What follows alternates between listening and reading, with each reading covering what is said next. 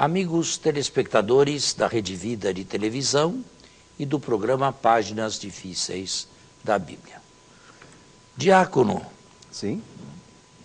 Tudo bem? Tudo bem, graças a Deus. Me diga uma coisa, como estamos nos nossos programas? Bom, o programa está avançando. Esse tema sobre os salmos tem aberto muito mais ainda nossos corações, nossas mentes. Não? Eu tenho visto por parte de algumas pessoas um interesse maior, uns até questionando sobre o horário, né? Isso foi bom tocar nesse assunto. Este programa, raramente, mas acontece, deixa de ir para o ar quando a Rede Vida de televisão tem alguma coisa prioritária. Como o programa é deles, eles têm o direito de levar ao ar o dia e hora que quiserem. É raro isso acontecer, mas é bom que o telespectador saiba que umas 2, 3, 4 vezes por ano, isto aqui pode acontecer. Certo. E houve um domingo também, é bom que se saiba, que o programa foi ao ar meia hora mais cedo.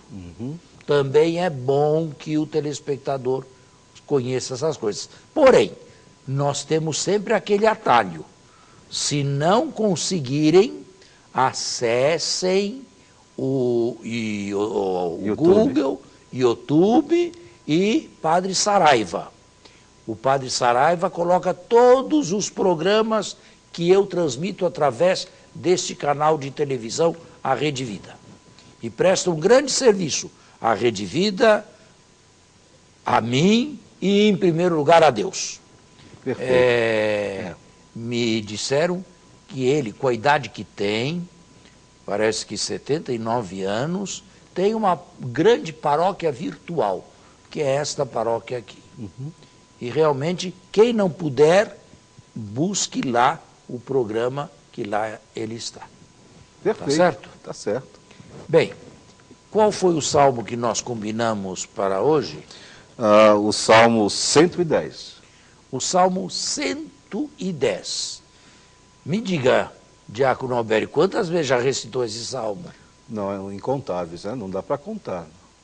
Muitas, diversas vezes. Quem reza o ofício divino, e nós padres, ele diácono, estamos obrigados ao ofício diariamente, rezamos pela igreja, em nome da igreja, em favor da igreja e pela humanidade toda inteira, é a oração oficial da igreja. Esse salmo aqui semanalmente cai, semanalmente vem, sobretudo aos domingos e em grandes solenidades também. Então, eu queria, só que é um salmo muito denso, embora aparentemente não pareça. Ele tem apenas 7 versículos. 7 versículos apenas. Mas é um salmo muito denso. Então, eu gostaria de caminhar devagar com o telespectador, sendo claro, porém. Vamos lá. Vamos então. Disse o Senhor ao meu Senhor: senta-te à minha direita, até que eu ponha teus inimigos como escabelo de teus pés. Bom, a primeira coisa que se faz num salmo é buscar o gênero literário. O gênero literário deste salmo, nem todos têm o mesmo, é real. Disse o Senhor a meu Senhor, senta-te à minha direita. Nós pensamos logo em alguma coisa que diz respeito à realeza. Uma palavrinha sobre a realeza em Israel. Houve 2 monarquias na Palestina. A primeira monarquia do norte, chamada monarquia de Israel, mas Israel significava apenas 10 tribos, e uma monarquia paralela no sul, chamada monarquia de Judá. Monarquia de Israel e monarquia de Judá. Ou seja, aqueles que nós chamamos globalmente israelitas estavam divididos em 2 monarquias. Os israelitas do norte 10 tribos e os israelitas e os judeus do sul 2 tribos, Judá e Benjamim. A história dessas 2 monarquias foi uma história conturbada. Na Bíblia, elas estão unidas, sob Saul, Davi e Salomão, e depois se separaram. Eu trabalho como exegeta e historiador com a hipótese de que elas nunca se uniram. Elas sempre foram monarquias gêmeas. Tinham uma mesma história, falavam uma mesma língua, uma mesma cultura e tinham uma mesma divindade, mas eram separadas gêmeas. A do norte bem mais evoluída do que a do sul. Mas eu disse uma história conturbada. Por quê? Porque a primeira, a do norte, terminou em desastre. Terminou em conquista, terminou em arrasamento. Em 722 a.C., a Assíria, atual hoje seria Irã, que era uma superpotência no Oriente Médio, foi engolindo territórios e em 722 deram o golpe de misericórdia na capital, Samaria, que ainda pertencia a Israel, o último baluarte. Os israelitas foram varridos da história. Atenção, não todos, evidentemente. Uma parte foi varrida, porque o rei Sargão II da Assíria fez um deslocamento de povos. Ele enviou israelitas para as regiões da Assíria e mandou colonos assírios a colonizar aquelas regiões que tinha acabado de conquistar. E aí temos a origem histórica do povo samaritano, de religião híbrida. Isto é, sincretismo religioso, religião javista misturada com elementos vindos do Irã, vindos da Assíria de então. Certo? Bem, o autor do livro dos reis, que é sulista, não nortista, condena todos os reis do norte, do ponto de vista religioso, e atribui a destruição de Samaria e do Reino do Norte em 722 à infidelidade de todos esses reis. Sem exceção. O sul, Judá, não teve sorte melhor. Em 587, não mais pela Síria, que não existia mais, mas por uma nova superpotência, Babilônia caiu também. Em julho e agosto de 587 a.C. Aí também uma leva de judeus foi conduzida para o exílio. Marcha forçada de 1.500 quilômetros. Podemos imaginar que muita gente deve ter morrido pelo caminho, outros tantos foram parar em prisões. Imagine que tipo de prisão naquela época em Babilônia. Um terceiro grupo deve ter sido vendido como escravo, e um quarto grupo teve uma sorte um pouco melhor. Tiveram uma liberdade vigiada. Não podiam sair de lá. Hoje diríamos prisão domiciliar. Bem, foi assim o final das monarquias. Nunca mais tiveram reis. Os judeus, os israelitas, nunca mais voltaram. Nunca mais até os dias de hoje. Os judeus, a tribo de Judá voltou. Voltou a partir da terceira superpotência, que era a Pérsia, com Ciro, e sobretudo com Dario I, a partir de 520 a.C., e puderam reconstruir Jerusalém, não sem grandes lutas, grandes fadigas, e pior ainda, em antítese, em antipatia, em choque com a população local, sobretudo os samaritanos, que se sentiam os velhos donos da região e que não queriam Jerusalém ali ao lado novamente reconstruída, para se sentirem os únicos. Quando veio Jesus, os israelitas, ou os judeus, havia 6 séculos estavam sem reis. Quem assumiu parcialmente o papel real foi o sumo sacerdote, numa estratificação sacerdotal feita no exílio por Ezequiel. O sumo sacerdote, Hakohem Hagadol, o sumo sacerdote. Este recebeu a unção reservada então aos reis. O Pentateuco, como foi escrito nessa época, se ressente dessa mudança. Não fala em reis, mas fala em sumos sacerdotes, Arão, que recebe a unção. O Pentateuco foi publicado solenemente por volta de 450 a.C., a época de Esdras e Neemias. A reconstrução, né? Essa época da reconstrução. A época do... E nós chamamos essa época o judaísmo do Segundo Templo, porque foi reconstruído o Segundo Templo, os alicerces foram colocados em 520, 5 anos mais tarde, em 515, ele foi terminado. E passou por uma grande modificação sob Herodes o Grande, mais ou menos a época de Jesus, um pouquinho antes, e foi esse que foi destruído pelos romanos em 70. Portanto, esse período é chamado o período do Segundo Templo. Foi o período em que a Bíblia praticamente inteira foi escrita ou reescrita. Certo? Mas agora, os israelitas não tinham mais reis. As suas esperanças estavam um pouco divididas. Uns esperavam um rei ideal, um Messias ideal. Outros esperavam um sumo sacerdote ideal. Outros esperavam um profeta ideal. E havia judeus que não esperavam nada. Melhor, ninguém, a não ser Deus, diretamente, sem intermediação nenhuma, os apocalípticos. Vamos fazer um intervalo e voltamos. Estamos de volta, não é? Sim.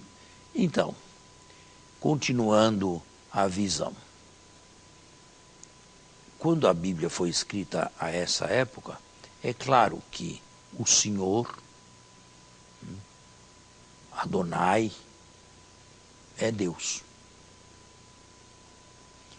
O Salmo 110 deve ter sido escrito por essa época também.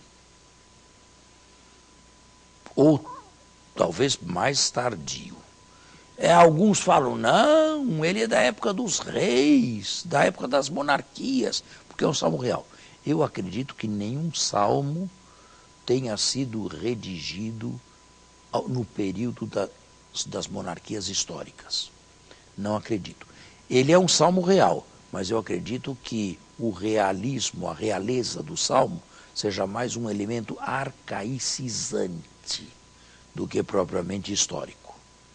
Um arcaísmo, uma volta a um passado que não veio mais. Mas nós temos aí no primeiro versículo lido, disse o Senhor ao meu Senhor. Então nós temos 2 senhores. Antes, eu quero dar um salto longo na história e dizer que os primeiros cristãos, para conhecerem melhor Jesus e a ele aderirem melhor, foram imediatamente buscar no Antigo Testamento textos que pudessem esclarecer quem fosse Jesus.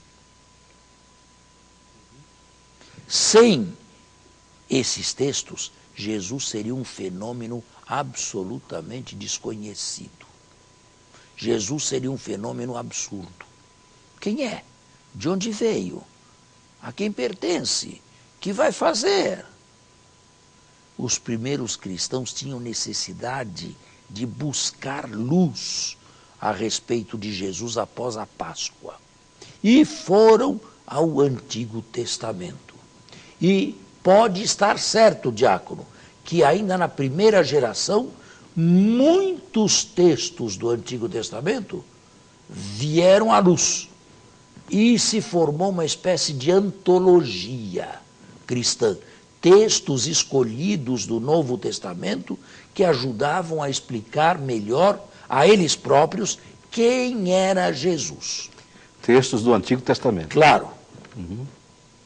Um desses textos é o Salmo 110. Aliás, de todos os textos vasculhados, os mais usados pelos cristãos no afã de saber quem é Jesus foi o Saltério,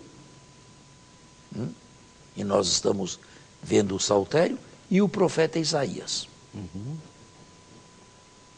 Houve muitos outros textos, mas esses foram os privilegiados. E dentre o Saltério, ou melhor, dentro do Saltério, o Salmo 110, versículo 1.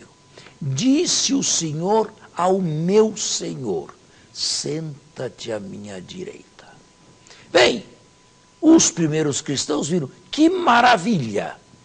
Isto deve ter acontecido quando Jesus ressuscitou e se sentou à direita de Deus.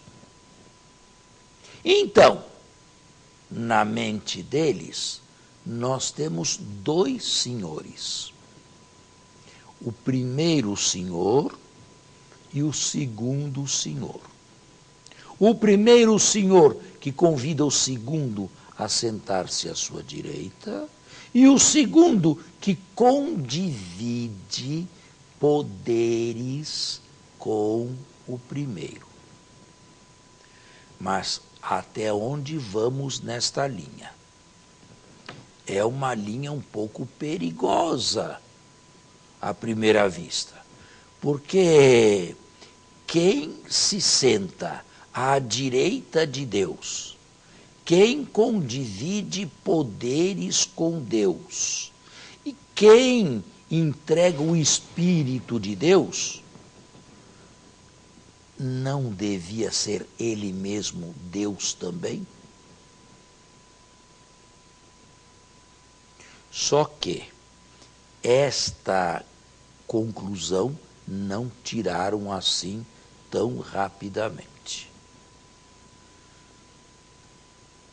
Não foi do dia para a noite que os primeiros cristãos descobriram a verdadeira identidade de Jesus. Mas é claro, a cristologia subia cada vez mais, se elevava cada vez mais e continuava a subir. Disse o Senhor a meu Senhor. O segundo Senhor é traduzido na Bíblia hebraica por Kyrios. E Kyrios é o nome de Deus também. Agora, a primeira geração já sabia que Jesus era Deus? Eu acredito pessoalmente que isto nunca foi posto e isto nunca foi dito claramente. Houve passos e passos lentos, mas passos certeiros nessa direção. Deixando de lado o Novo Testamento inteirinho, textos que falam explicitamente em Jesus Deus, é apenas a literatura de João. Eu e o Pai somos um. Quem me vê, vê o Pai. Mas mesmo assim, vou para o Pai porque o Pai é maior do que eu. Isso deu um problema, né, na igreja, não? Pois é. Mas no final do Evangelho, o escritor convida todos a fazerem o mesmo ato de fé de Tomé. Meu Senhor e meu Deus, olhando para Jesus. Agora, deixando de lado João, nós temos pouquíssimos textos no Novo Testamento que digam que Jesus é Deus. E todos eles eivados de crítica textual, com problemas de crítica textual. Não vou entrar nesta questão aqui, porque é muito complexa e exigiria o conhecimento do hebraico e do grego. Algumas dificuldades dizem respeito à pontuação. Como no passado não havia pontuação, nem ponto e vírgula, nem vírgula, dependendo de onde hoje colocamos o ponto, ou a vírgula, ou o ponto e vírgula, o texto muda de sentido.